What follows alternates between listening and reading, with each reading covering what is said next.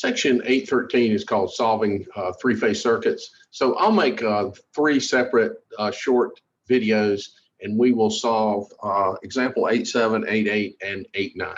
Okay, so let's switch off to the figure that we need to solve for 8-7. So as I read this problem, the introduction to this is a balanced three-phase load. Now, so keep in mind that anytime that you're talking about solving these circuits, the loads that are connected, it has to be balanced loads because, things, current draw and all that can get messed up if the loads are not the same. And you may say, well, it's only connected to one thing, so how could the loads be different? Well, what happens is, like with a three-phase motor, you may have a particular problem with one set of windings, for instance, so you have to consider it that way. So that's kind of what we're talking about when we look at this. So just assume that everything's balanced as you begin with this, and the solving of these problems is pretty much like you've done before. If anything is different, maybe we look at it as a single phase and then think that that's happening 3 times, those kind of things. So I have 3 identical resistors. So first off, we know the current and the voltage will be in phase, right? And it's all the impedance is resistive. They dissipate a total power of 3,000 watts. So what we're saying is, if that's the case, then each one of these resistors is dissipating 1,000 watts, since the total power is 3,000. It says they're connected in Y. Now that doesn't look like Y, but if you think about that and you were to expand this out, you could make this look like a Y, right? But the central thing that you want to look at is that common connection that they all have, which is what we have in that configuration. And it says that the loads are connected across 550 volt lines.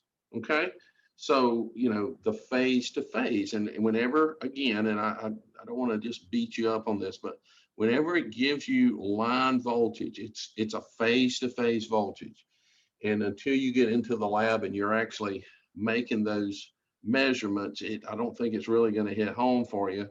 I may make a video where I go in the lab and show you what these measurements look like, but I'm talking about from phase A to phase B, from phase B to phase C, from phase C to phase A.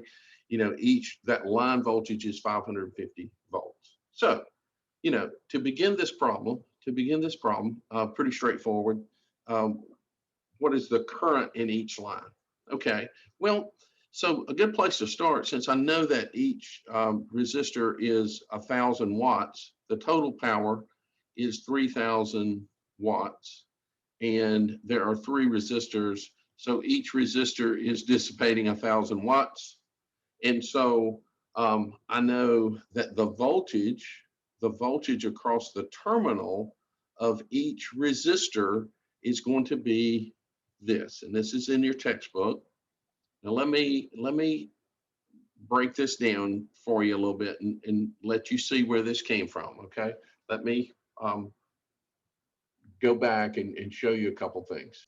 So we're trying to reference this per branch of the circuit.